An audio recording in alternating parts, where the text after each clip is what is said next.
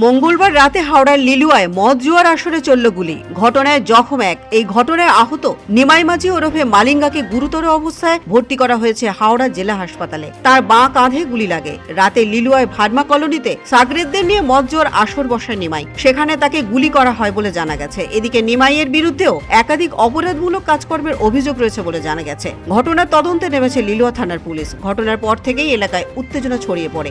অভিযুক্তরা এলাকা ছেড়ে পালিয়ে যায় বলে অভিযোগ। এলাকাবাসীদের মতে এই ধরনের ঘটনা মোটেই কাম্য নয়। প্রশাসন নিশ্চয়ই ব্যবস্থা নেবে।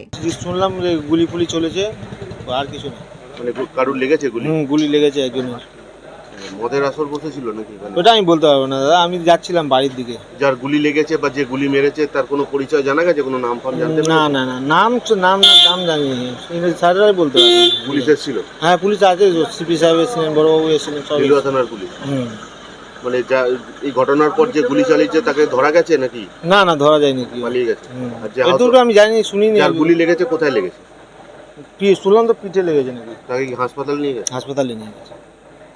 আচ্ছা, এরকম একটা ঘটনা ঘটছে এলাকায়, কি মনে করছেন? এলাকাবাসী হিসাবে দুষ্কৃতি তাণ্ডব বাড়ছে?